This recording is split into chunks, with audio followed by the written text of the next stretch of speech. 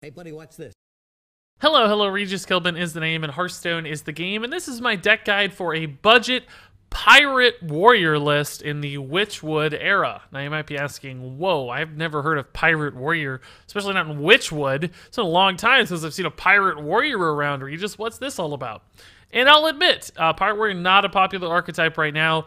Warrior is successful in a couple different ways, mostly via quest and taunt shenanigans. Rush warrior is a bit of a viable strategy as well, but a more aggressive damage-based pirate warrior hasn't really been seen since the era of patches. That said, the more prominent archetypes for warrior right now aren't very good in a budget standpoint. It's really hard to build a good quest-based warrior deck for 1,000 dust or less, because of course the quest itself costs 1,600 dust. So to play budget warrior right now, you have to shift your focus a little bit, change the archetype up, and certainly make some compromises along the way. And that's why you land on Pirate Warrior. You can still build a nice aggressive warrior list that is capable of winning games, as you'll soon see. At the end of this video, we're going to win some games with this deck, and it borrows a lot from the Pirate Warrior style of old, where you get big weapons, you look for damage, you create these scary threats on board, and you snowball into just killing your opponent before they can heal out of it or stabilize, because you just have so much oppression and so much raw aggression hitting their face, giant weapons, giant minions, so on and so forth. And although this is not nearly as good as the Pirate Warrior of old, it's still viable and competitive. So how does budget pirate work? Well, it works just like it used to. You play early pirates as early as you can, and you hit your opponent's face with them as much as you can. You complement that with early weapon damage. Things like Woodcutter's Axe from the Witchwood is a very important piece of the puzzle here, because it's a 2-mana weapon, which is very important. You used to have Fiery War Axe as a 2-mana weapon to empower Pirate Warrior.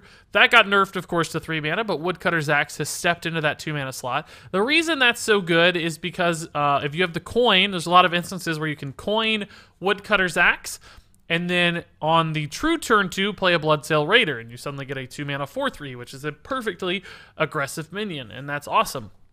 Beyond that, with turn 2 weapons, you can attack on turn 2, and then play a Hinchclan Thug on turn 3, another important Witchwood card for this deck, and then attack again on turn 3, and you buff your Hinchclan Thug to 4/4 instead of a 3/3, starting that crazy snowball potential of Hinchclan Thug. Now, that's not as consistent as it is in Rogue, where Rogue very successfully utilizes Hinchclan Thug, but nonetheless, you can make it work pretty nicely in Warrior 2 with multiple Woodcutter's Axe, upgrade even Arcanite Reapers later in the game. This thing will still grow and be a crazy threat. And often just the 4/4 on turn 3 is scary enough. Even if it doesn't get buffed again, that's just a lot of pressure and a lot of damage that helps you achieve what Pirate Warrior wants to achieve, which is killing your opponent. So some pretty important Witchwood cards here build out the core of this deck. Even though they're not really pirates necessarily, they still lead to that pirate playstyle. And you'll note there really aren't that many pirates at the end of the day, but there are a few weapon synergy pirates here: Bloodsail Raider, South Sea Deckhand, Red Corsair, and this plays like Pirate Warrior Fold, so that's really why the name there comes in, even though the vast majority of the deck is non-pirates. So beyond that, we also have some other high-friction 3-drops here, like Frothing Berserker, another minion that just creates this crazy threat sometimes on turn 3 that your opponent can't answer and just ends up killing them because it's like a 10-4 that they just take absurd amounts of damage from. Also, Rabid Worgen is here from the Witchwood, which might look a little odd, but first off, it has a nice interaction with Woodcutter's Axe, empowering the buff here from the Woodcutter's Axe is the only rush minion in the deck. You might say, well, don't you need more rush minions? Isn't your Woodcutter's Axe getting wasted? No, it's okay if the Death Rattle here fails. It's not a big deal. The 2/2 for 2 is good enough for Woodcutter's Axe. The positive interactions with all the weapon synergy cards are what really make Woodcutter's Axe important, not the Death Rattle. But occasionally this Death Rattle will roll on Rabid Worgen, and it does it on curve, which is really nice, and sometimes this becomes a 5/4 with Rush. Again, a very scary, threatening early minion that creates tons of friction for your opponent. It usually leaves around like a 5/2 or a 5/1 or even a 5/4 that your opponent just can't deal with, and it gets hit face again and again. So that's really important for gaining that early sort of board control. Beyond that, some of the staple just pressure cards: Kor'kron Elite's damage, Arcanite Reaper is tons of damage, Spellbreaker helps you move through taunts, Nightblade and Reckless Rocketeer are 2 free cards, basic set cards that just contribute to the same game plan: raw, unavoidable damage via Nightblade and Reckless Rocketeer, just that charging face damage can often secure you games. This is that Leroy Jenkins style of card on a budget, essentially. So all told, you end up with this deck that has a nice little smooth curve, has some early starts, has some very strong turn 3 and turn 4 options, and then finishes off with lots of damage on the top end. So if you get off to a good early strong opener with Bloodseal Raiders or Woodcutter's Axes, or a really good Frothing or Hinge-Clan Thug that lands, this deck often just overpowers your opponent and just runs through their face and kills them very, very quickly, and that's how it secures wins. Now, a lot of people will ask, okay, this is a budget version. How do I upgrade this deck? And frankly, I'm going to tell you, you don't. You should not upgrade this deck. Are there ways to build a less compromising version of a Pirate Warrior? Sure. We even tried it. And frankly, it's just not worth it. Is it okay? Yeah, you could do it. You could upgrade this deck. You could make it a little bit better. But you shouldn't. This should be a deck that is truly for new players, for returning players, for people who have just a little bit of extra dust and they want to complete some warrior quests from time to time, now and then. And it should not be a deck that you try to turn into this like ladder deck that you climb with. It's possible to climb. You can move from rank 15 to rank 13 or rank 20 to rank 15. You can gain some ranks with this deck, particularly with win streaks. It's possible you can rank up, but it's not going to be the deck that you put all your energy and your focus into. It's just not quite good enough. So I'm not going to recommend any upgrades for this deck. You can play this. You can complete quests with it. As somebody just followed us there, that's awfully nice. Thank you, whoever that was. You can do all that stuff. It's certainly possible to achieve the base level of things you want to achieve with this deck. Quests, just experimenting with Warrior, trying out a fun new deck. All of that stuff is there. Don't turn it into a ladder deck. At least not a consistent one you play all the time, unless you really love it and just want to try to make it work. It's really only something to get you started and not much more. That said, I still think it's super fun. It's still competitive. It's viable enough for people looking to do those baseline things. So let's go ahead and see it in action, because you need to see it being played. You need to see it winning to give you a little bit of confidence, which we're going to do a little bit in this gameplay. So that said, let's go ahead and jump into the budget Pirate Warrior gameplay as it was recorded live on my Twitch stream. Okay, deck tracker. We can do that. Boom. Don't freak out, guys. Boom. Okay, so we're gonna try this budget warrior deck some more. It's like an aggro / pirate kind of crazy warrior thing. I don't really know what it's about, but that's what we're gonna try to make work. Why does my Twitch dashboard never update now? There it goes. Finally. Now we did it. Amazing. Amazing. Thanks, Cloudland. You're amazing too. As are all of Twitch chat. Speaking of which, Herptologist dropping the Twitch Prime sub off stream. Thank you, Herptologist. That's awfully nice. Appreciate it. Well, this is not really a very good play. Man, terrible hands.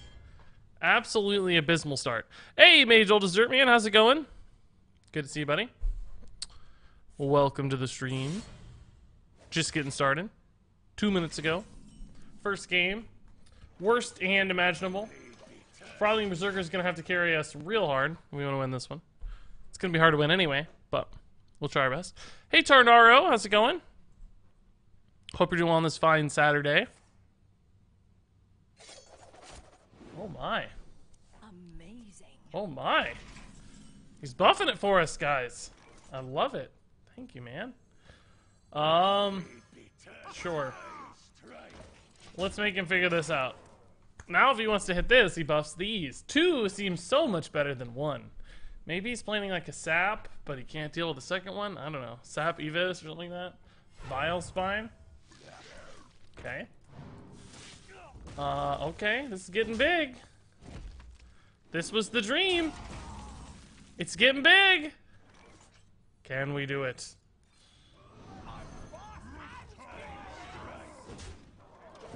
Alright, we need a weapon. A weapon opens up this hand so much. Like, we're desperate for a weapon. Reese, we gotta lower the AC in your spot. Glass is fogging up. It's because I just got out of the shower, and I guess, like, my skin is hot. I don't really know what exactly causes it. The AC is quite low.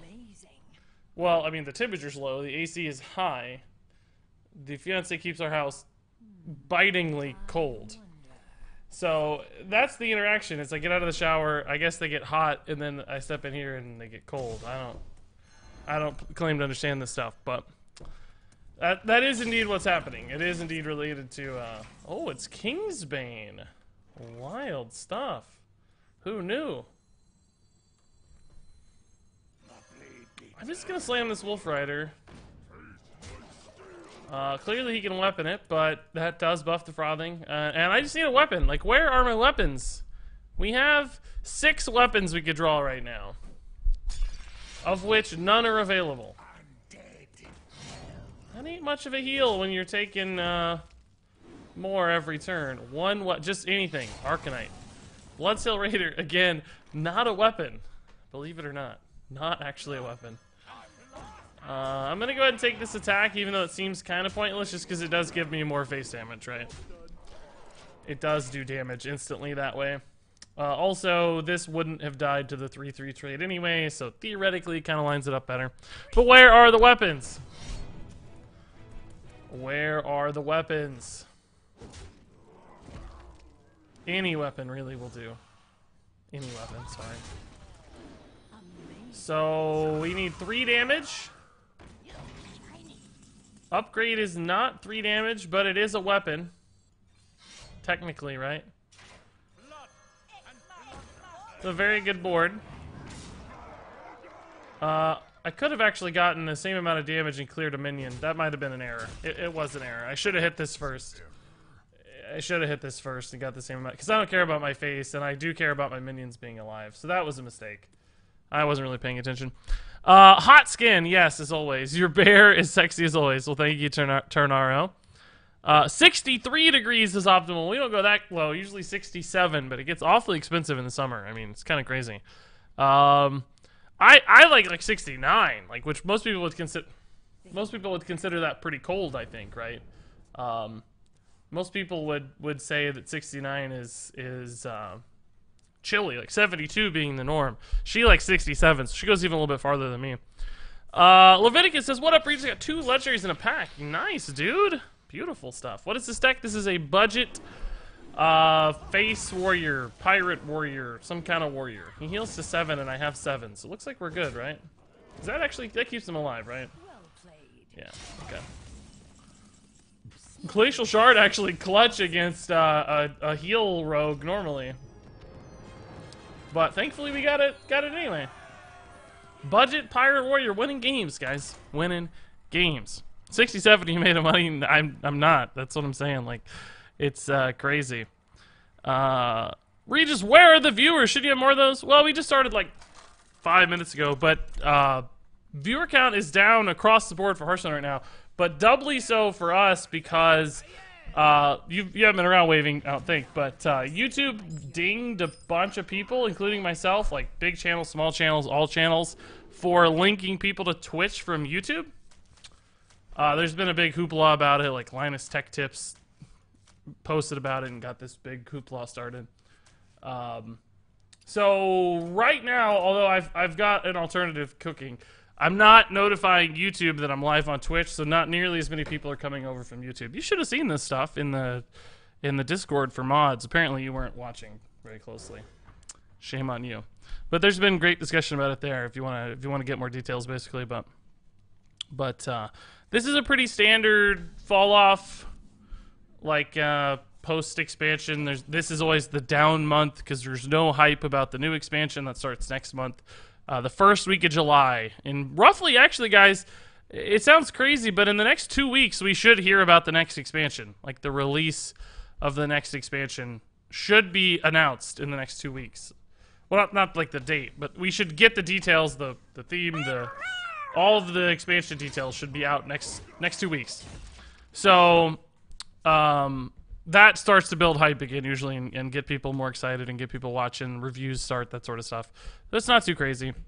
That said, we also just started 5 minutes ago. So in particular, it's taken us longer to get up to Steam on Twitch because the notification doesn't instantly, the YouTube notification that is, doesn't instantly bring people in. So we roll up a little slower right now. That's been, I don't know, what, a week ago, 10 days ago, 2 weeks ago, something like that. But that said, YouTube released some, well, they didn't really release, but they, in that Linus Tech Tips, which if you guys don't know who Linus Tech Tips is, it's a really big YouTube channel that's like tech stuff. They kind of posted guidelines or explain why they were digging people for linking to Twitch and explained how you can do it safely. So I've got a new plan cooking that I'll probably implement tomorrow that should adhere to their guidelines and still notify my YouTube folks when we're live. So I think we've got a solution planned. Might work out even better, to be honest. It involves essentially sharing Twitch archives, like VODs, on YouTube, synced up with when we go live. Anyway, we'll figure it out. And by the way, I'm not blaming YouTube. It's totally reasonable. Like, I think it's very understandable that they wouldn't want you sending people to Twitch. I'm not mad about it. Like, Linus Tech Tips seemed kind of bitter about it and was complaining about it like YouTube is evil. I don't really see that. I think it's a reasonable thing for them to be upset or to be unhappy with. I don't think it's YouTube's problem or fault or anything like that. Totally get it. Okay. Normally, this isn't how you want to use this, but in this scenario, we have a 5-4 that's really, really good, and I don't want to send, like, a Korkron in for no reason, so we'll just save the Korkron, accomplish the same thing, and protect our asset all the same. So anyway, keep an eye out on YouTube tomorrow, and you'll probably see what I'm talking about with the new plans. Oh no, if that gets above 4, it's a problem. It's getting above 4. Eviscerate on this, Shiv, and attack. A 5-5 is a concern. It's just gonna get worse and worse. I need Spellbreaker. Arcanite Reaper actually is just fine. I can't let that snowball. Like, I'd love to go face because he's down to 16, but I can't. We have a lot of damage in hand. We'll be fine. We can get there. I cannot let that thing go crazy, or we 100% lose the game. If that gets up to like 10-10, we lose the game 100%. Always, so. I'm gonna be a little more careful. I'd love to just slam, let's see, we get a face for 9, puts him at 7, and that means I would have 7 damage eventually, but it's gonna take a few turns. I'm just gonna go face. Let's go face. We'll get there. There's no healing in this deck, and no taunts either, usually. So, we should be able to get there over 2 turns. And he's not going to kill me in 2 turns at 24, I don't think. Maybe, but he's going to have to trade, probably. Rabid Worgen could keep us alive and sync with a Korkron, that sort of thing. We could even draw lethal with Wolf Rider or Heroic Strike or something, right? Like, we can find lethal, too, so. I think let's just put him on it. Unironic Nightblade, yeah, I know. Yeah, it's a budget. It's free, right? That's the plan. It is free damage. That's what we need. He's leaving this alive, or must be planning like an Eviscerate or something. Yeah. He needs to roll into all of his spooters if he wants, oh, never mind. He's not spootering again yet. A 6-6 is okay, honestly. It's fine. We'll play on curve here. Make this a little bit stressful for him. There's no need to Rabid Worgen yet. And we'll just set up for Nightblade to win the game next turn, right? I don't see how he could win. He's already used an Eviscerate. I guess maybe Leroy double Cold Blood would be 20 exactly. I could have armored up to play around that, in fact. I don't think we should have, necessarily, but I think he's going to be much more worried about staying alive, typically. It's an unusual order. You wouldn't typically buff this before trading, but I guess if you're leaving it alive, it doesn't matter. Didn't have it. Cool. Nice. Life Drinker's rare, though. It is indeed rare. Yeah, that's the problem. It's too expensive for a budget deck. It would be better than, well, debatably. There's a little bit of a curve consideration and a little bit of a 4-4 versus 3-3 consideration. Like, that can't be totally thrown out because we don't care about our life total in this deck at all. So it's a balance. Like, yes, it's cheaper, but it is also a worse minion. So debatable. But anyway, it's a rare, so it doesn't matter. Nightblade costs 0 dust, and Life Drinker costs 100, right? So that's the reason it's not here. Has nothing to do with the quality of the card. It's just I keep the deck under 1,000 dust. I think they should have warned him first. Strikes are a big deal. Yeah, I got strike too. I know. I'm on the same page. They should have warned. Yes, I think I agree with that. Yeah, that's probably a reason to be upset. I'm not upset with the policy decision. The execution of the policy decision, yeah, probably so. I think that's right. Waving says, sorry I haven't been around. I basically quit Hearthstone. Hey, no worries, dude. That happens to a ton of people. It's always a cadence to Hearthstone interest. Some people quit for good, some come back, bounce around. How's the wildlife going? I gotta be honest, I'm starting to get a little bit like antsy to play Battle for Azeroth. Like the closer it gets, the more I'm like, man, playing a paladin sure sounds fun lately. So I'm getting a little bit intrigued. I don't know if it'll happen, but I'm getting intrigued.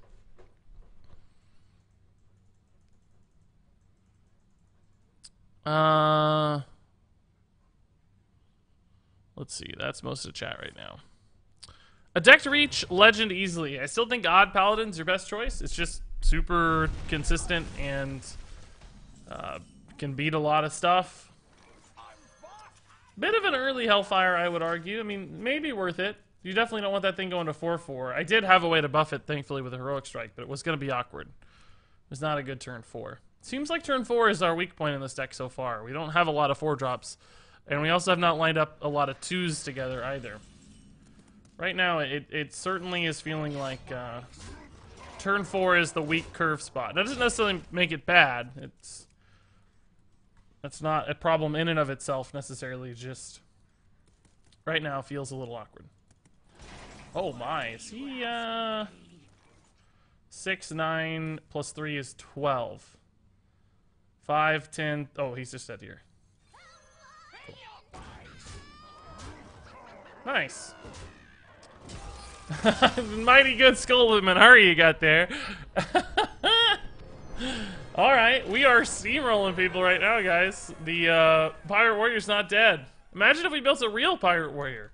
Should we build a non-budget version? Could we actually compete? Because right now we've won 3 in a row. As the budget version. Aha! Could we possibly really legitimately play well with a non-budget version?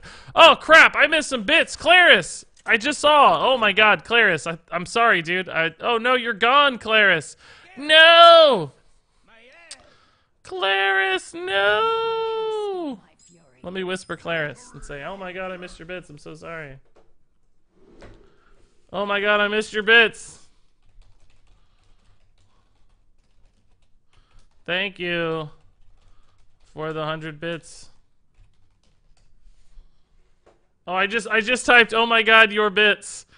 I didn't say I missed your bits. I guess that still works. That still makes sense. I think you still understand what that means, right? Celsi Deckhand seems really bad against Rogue. Rabid Worgen doesn't seem to have too many favorable trades either. Hinge Clan Thug, I think, just a nice brute card to have. Hit rank 5 with beloved Even Warlock. Nice, dude. I like Even Warlock. I think it's awesome. It reminds me a lot of Handlock of old, which I think is cool. Gonna save these charges. We need the weapon to last for a little bit at least. Well, there's a great Rabid Worgen target unexpectedly. Not able to play it yet, but do we attack here? I don't think so. I don't really want to attack that twice over 2 turns. I really want to go face, so we'll see. How do you feel about Quest Warrior? I've played it at lower ranks and it's worked out pretty well so far. It's a good deck. Yeah, a lot of people are finding a ton of success with it, so I think Quest Warrior is solid. Seemingly very, very good. Man. I'm gonna go face now because we have the Woodcutter's Axe. Let's see, what would he play here? Coin into a 4-drop. He might play his own Hinge Clan Thug, which we could kill with Heroic Strike, but if we do that, we can't play our own Hinge Clan Thug. Woodcutter's Axe would buff this, but it's two attacks away, 2 swings away, so that's a long ways off. Leroy, Elven Minstrel, okay. Is it ever worth equipping the Woodcutter's Axe here just to kill that cleanly? No, we'll just Glacial Shard it, this is fine. I like this, okay. And next turn I can maybe Woodcutter's Axe it, or I don't know. He's gonna kill the 2/1, so we'll have to determine if we ever want to deal with it at all. It might just go face. Because we could hit for 6, 11, plus 3 is 14. Gets him pretty low. Eviscerate on the 4/4. We'll see. Regis non-budget version, please. I might do that. I mean, I do want to play this first, to be honest. Like, I want to get my fill of this deck first, but it's not impossible. That's a reasonable request.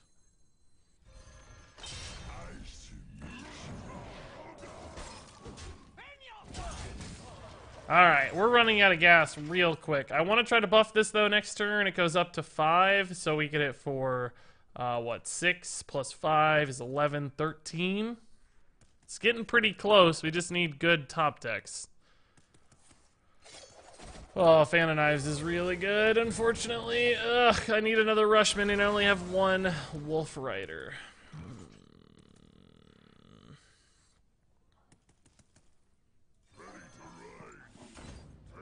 We're single-minded here, so we just have to top deck something good.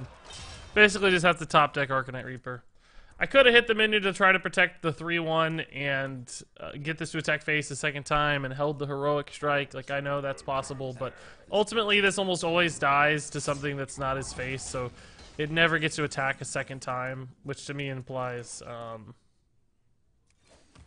we kind of have to go for it. And now this is not the top deck we need because it's not instant damage. What do we need? We need Arcanite Reaper. That's about it. About Arcanite Korkron into Heroic Strike maybe, but I gotta live too, so we'll see. Did you like Razaka's Priest? Yeah, I actually did enjoy it. We played it right off the bat. Like, it didn't, if you guys remember, it didn't get really good until the nerfs went through. Like the Druid nerfs, but I was playing it like day 1 with some dragon stuff, and I thought it was amazing, and I gave the card 5 stars, which a lot of people thought was way overrated. I got some crap for it, but I thought Raza Priest from day 1 was like insane. And then of course eventually it became totally insane. Confirmed. I think I'm dead, right? I didn't really count. 7, 12, 16, 17. Not technically, but against Miracle Rogue, almost always dead here. But I put myself on an out just in case he doesn't have it somehow and we can draw the Korkron or whatever, Arcanite Reaper. We have 1, 2, 3, 4, 5 outs, I think. 5 out of 19. It's not too bad, really, when you count outs. But I have to assume we're dead. We're almost always dead. Why do you run Nightblade instead of Life Drinker? Budget deck. It's a budget deck. Nightblade costs 0 Arcane Dust, and Life Drinker costs 100. And we're just 100% playing a budget deck. That's our only concern. That is lethal, right? I think we were only 2 over, maybe 3 over. He did 4 extra damage, so I think we're dead. Close. Close. I wish we could have seen our next card. Pretty unlikely to win there. 25% at best, I think it was, we said. 26 or something like that. 5 out of 19. But still, we're 3-1. We keep playing Miracle Rogue, which is weird. I didn't know Miracle Rogue was becoming so popular. Like, that's a few Miracle Rogues in a row is odd. I feel like. Seems like it. Let's see. Leroy. Yeah, Leroy certainly would have killed us. I mean, he had like 8 ways to kill us, I'm assuming. Currently in Shadowverse, they're having an Arena Grand Prix. Essentially an arena tournament. I wish Hearthstone could do something similar. Yeah, I wish Hearthstone had more built-in tournament modes too. I mean, supposedly we're getting, you know, a tournament mode soon, but it's going to be like a tournament light mode where you have to organize it yourself. I wish the game had, you know, built-in client support for like actual tournaments. Like you could buy into a spot, you know, spend 500 gold or something to buy into a 16-person tournament, and the game would orchestrate it. You know, it would say like you need 3 hours to finish this or something. I don't know what exactly it would look like, but something like that essentially. Or at the very least, I wish we had built-in leaderboards. Like, the leaderboard stuff happens at the end of the month on the website. Like, they post a blog post for the Hearthstone leaderboard. We're 4 years into this game, and you're telling me we can't actually... We don't have anything better to support a leaderboard in the game? They can't even show, like, a legend leaderboard ranking or anything like that? Like, that's insane. I just don't understand. It's crazy. Can you play Togwaggle Druid? Definitely not today. Probably on not even soon, honestly. I prefer playing my Mill Druid, which is a bit of a weird deck. It's not your traditional Mill Druid.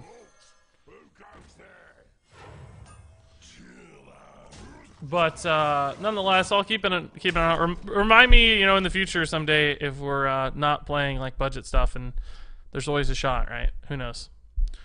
Hey, Lando, dude, looking good with that full orange, man. Orange name, orange badge, orange cheer badge. Like, that's awesome. That's the coolest thing I've ever seen, I think. That's a good silence target, honestly. Just because we don't really care about the body, we care about the fact that we don't want him drawing cards as a Shutterwalk deck. And although they do run taunts in this deck sometimes, they're usually not super problematic ones. The question is, can I afford to go with a trade here, or do I need to... Aha!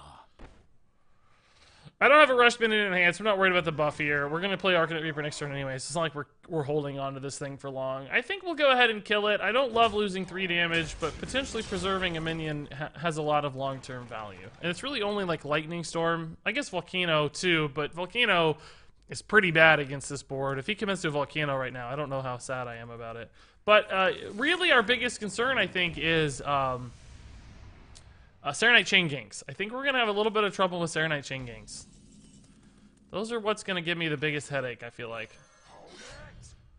Let's see. 7, 9, plus 5 is 14. That leaves him at 9 next turn. If I leave this alive, does it set up anything I don't want it to set up? It doesn't change Volcano math any.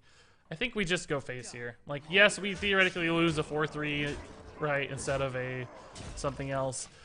I guess it does change the Serenite Chain Gang math a little bit, but I don't think he would have played Life Drinker there if he had Serenite Chain Gang. So unless he top decks the Serenite Chain Gang on turn 6, I don't... Oh, crap. That is a big deal. That is a 10-point swing right there. Wow. That is brutal. What a top deck. Wow, wow, wow, wow, wow. Okay, that's it's a good draw. I mean, that's a good draw. I'll take it. So next turn we have 8 plus 4. Theoretically is 12. No lethal yet. This would put us at 14 max. Of course, a lot can happen though. We'll see.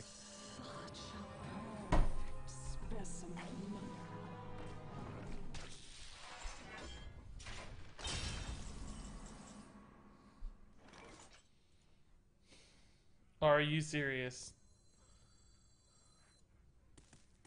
I cannot do that. I just don't think we can afford to kill it, guys. I'm sorry. Like, some people are going to say, oh, you should have killed it. But I don't think you can afford to. And I'll tell you why for 2 reasons. I think there's 2 reasons that that is the case. I'll tell you for 2 reasons why I think that's the case. Let me think about it. Number 1 is, it's not likely to happen. It's possible there's Grumble. Well, he actually only had 7 mana, so Grumble wouldn't have mattered. So Grumble is irrelevant. So it's really only Zola that would have been relevant. So it's 1 out of, 24 cards at that point, or like 4 out of 24 or whatever, that he had that. So that's pretty unlikely, first off. Secondly, we just can't play around stuff like that. We have to be very singular in our focus, because the longer this game lasts, there are 2 things that kill us, that beat us, just always. Running out of cards is number 1 because of the way this deck is built. And number 2 is our card quality is lower than our opponents on average, particularly because he's Keleseth already. So like every card he plays is way better than every card we play. That was already going to be the case because our deck is just a budget deck and we don't run good stuff. So the longer the game lasts and the longer we play it safe and the longer we play around the stuff, the more opportunity he has for those advantages to manifest. But now the game's over, of course. We can't win. There's no outs here. We don't have any... We have, what, 6 damage that goes over the top, I guess? So we might as well just end. I mean, we can play stuff out, but it doesn't matter. So in other words, the longer the game goes on, if we assume his card is better than our card on average, every time a new card enters the field, every time a card is played, he is adding to this innate advantage. So the faster we end the game, the less opportunity he has to build that innate card advantage over us. And not card advantage in the sense of his hand is bigger, although that's true too, but card advantage in the sense of that his power level is higher on average. So with these budget decks, you just have to go all in. You have to pretend things don't exist, and you just have to pray to God that you can somehow find this magic window to win the game. And we've seen that, right? Like, that's how every game that we've won so far has played out. So it's already been... Is Grumble 6 mana? Oh, Grumble is 6 mana. Oh, you're right. Grumble's 6 mana. So Grumble was relevant too. So Grumble and Zola both. So 2 out of 24 or something at that point. My jaws that bite, my claws. Oh my. Another ooze. Great news. Great news. So let's see, he swung for 20 with the Arcanite Reaper Gluttonous Oozes, and he healed for even more with Healing Rain. So we've killed this dude like 3 times already, I think. just you know, he's gained some life here and there. Let's see. Singular in our Smorgitude. Yeah, exactly, yeah. And he top decked the Zola too, which is sad. And the Ooze both. Like, that's going to happen at some point, right? Like, somebody's gonna draw their cards. You can't complain about that, but it's just sad that the timing was so beautiful.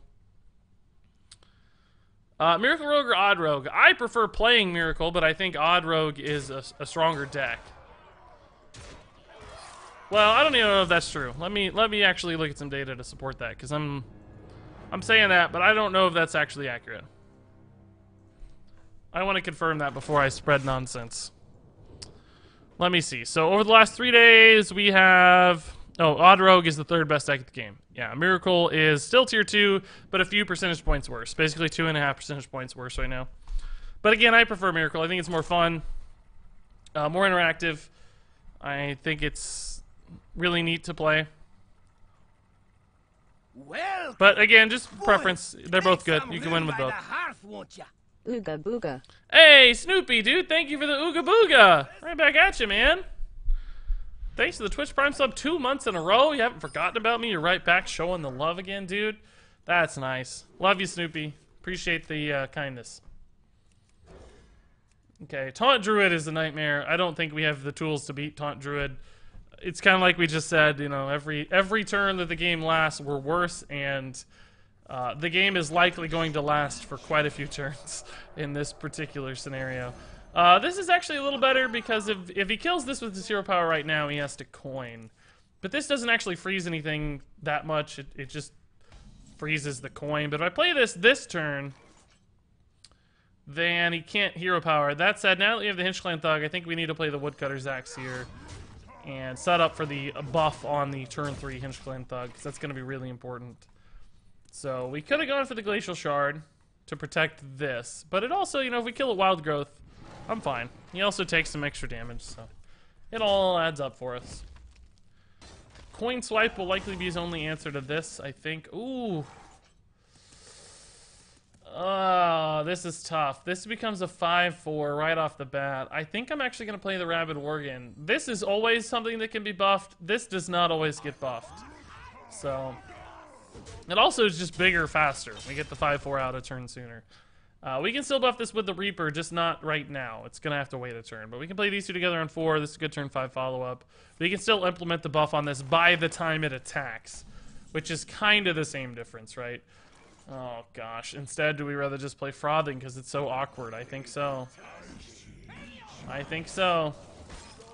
Swipe is his best answer to this, probably, but he has to leave the 5/4 up in that scenario. You have to prioritize one. It's just like my Aunt Agnes always says, it's better to get a rose from a casual friend than to get a can of succotash from a hoodlum. Quote.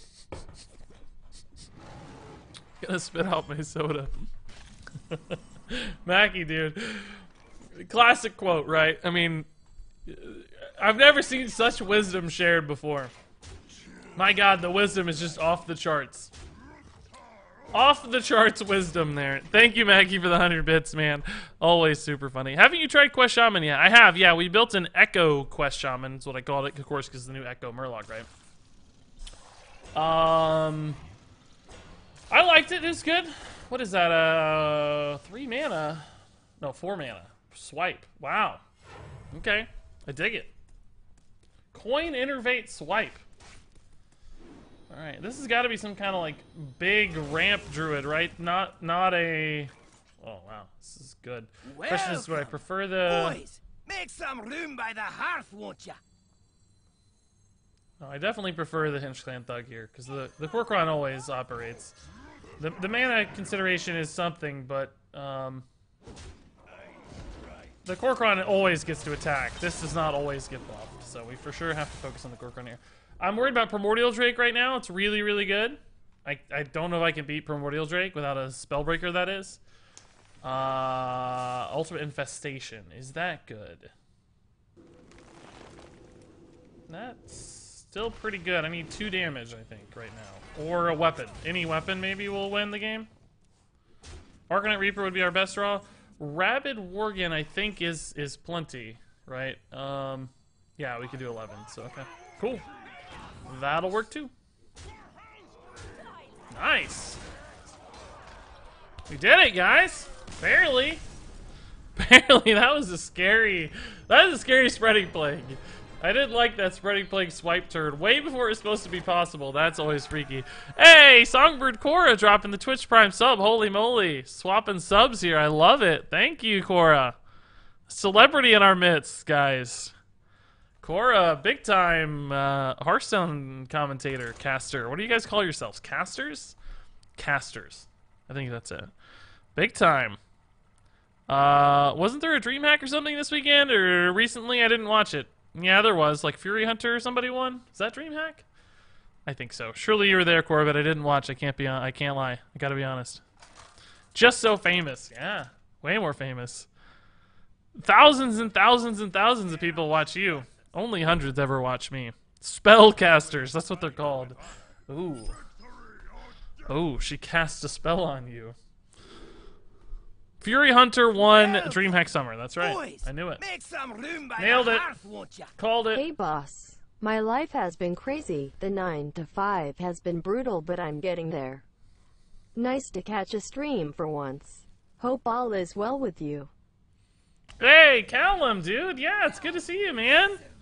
Thanks for stopping back by, keeping that sub alive. That's fantastic. Hey, don't fret, dude. It's being busy's good, I always say.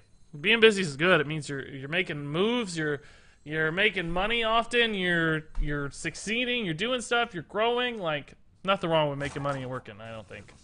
You should be proud of that. So I am happy to take the sacrifice. If it means you can't watch streams, no worries. Glad life is treating you well. That's all that really matters. Are you going to play some Arena? Probably not today, no. I don't suspect I will. Only planning to stream for a few hours today, and I want to try to play some of these budget decks out to see how they go.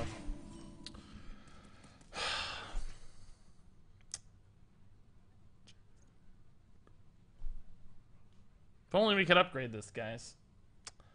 Very sad.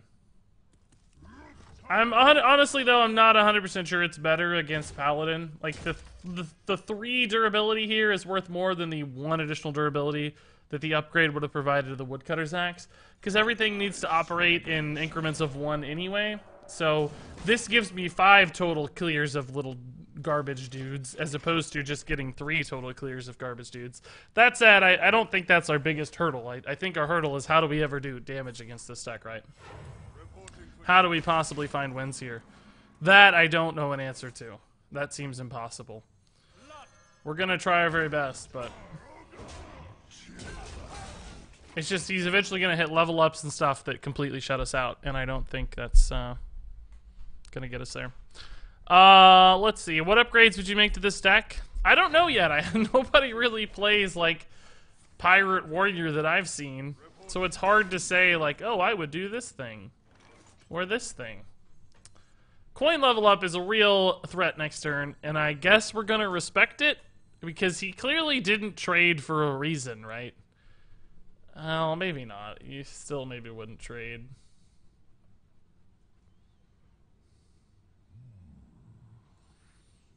I think I'm gonna respect it, dudes.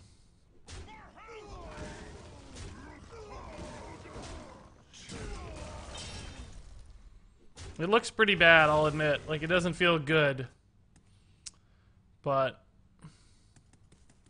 yeah, again, I just don't think we're poised to win this matchup ever. I don't think we can do it.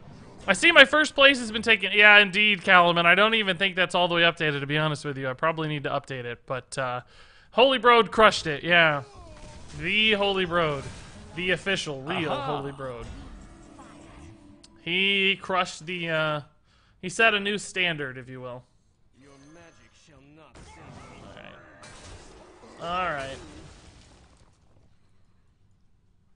7 cards in hand is horrifying. I mean, this hand is garbage, obviously. Maybe if we hit a Rabid Worgen or something, we're good. I don't know. Reporting for duty. Pretty bad turn for him, though. It's a pretty bad turn for him. How much do I want to respect? Again, I feel like I'm respecting too much, but I just know he's got that level up. I'm just trying to win the board here. I don't know. This hand is definitely pointing towards his face, though. Both of these weapons are like, hey, look up there. Hey, look. It's actually, yeah, this way. Hey, look up there. What is that? That's a face. You should hit that face. Did you figure out the stream cutting out problem? Did not figure it out. Nope. No idea what caused it. That said, it went away, so I'm not too worried about it. It went away. So, as far as I'm concerned, it has been resolved. I don't know why it went away. I don't know what caused it to go away, but by God, it went away. So I'm happy. Okay, so level up. Lost in the Jungle level up maybe now. With the coin. That's 4 3/3s. Can't beat that. Hopefully he didn't top deck Lost in the Jungle. Reporting for duty. Fungal Mancer said. Now that we can probably just ignore.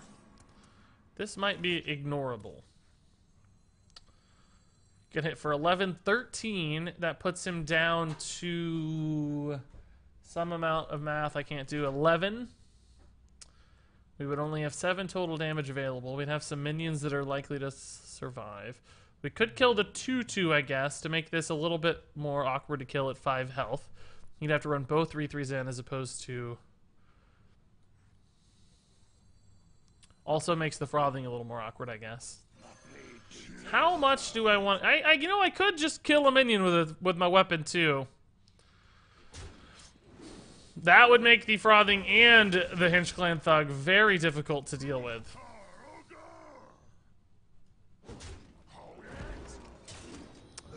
I don't know. This is debatable. There's a lot of other ways he can chip away at health totals, so. Or just level up again. I still think he has level up in hand, so maybe I'm hard reading too much. Broad was here? Waving, dude. You are like, you're too far gone waving, dude. You're too far gone. You've missed too much. It wasn't really Broad, but we did indeed have a Holy Broad imposter here, yeah. The Holy Bin Broad, not the real Broad.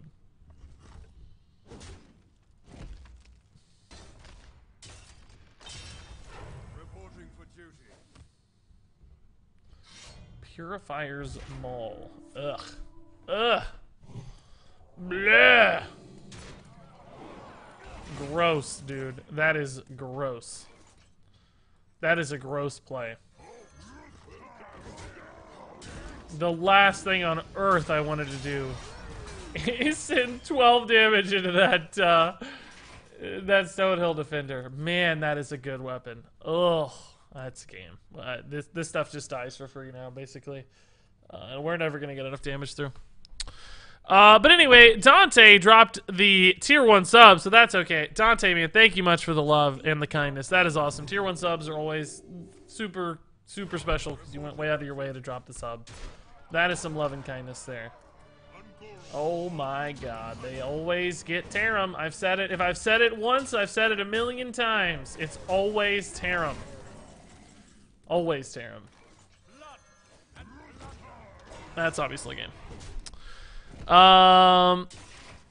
Thanks, Regis, for not being scared to test the meta. What is there to be scared of? So, you know, I'm not trying to hit top legend ranks or anything. There's no fear here. Oh, there was a level up in hand the whole time. I knew it. Is that really his first good opportunity to play it? I feel like he had so many chances to play it. Man. And there you go. That's the budget Pirate Warrior. As you saw, able to win some games, able to run over some opponents. Aggressive decks are good at that often. Like, it doesn't almost matter how you build a deck. If you curve out well, often you'll find ways to win games here and there. I think this one won more than just a few here and there because those really strong turn 3 cards are good. That weapon synergy is crazy. And there's always that surprise factor too. Nobody is expecting you to play Pirate Warrior, so that gives you a little bump. Everybody's expecting you to play a greedy control deck when you're playing Warrior right now. So this is a huge advantage and can help you win games because they're getting ran over while they're expecting a game that's going to go for 30 minutes. Instead, you end it in 2. And that's always nice. So that said, if you have any thoughts, questions, recommendations for the budget Pirate Warrior, of course, you can leave those in the comments below. But until then, thank you so much for watching. And until next time, game on.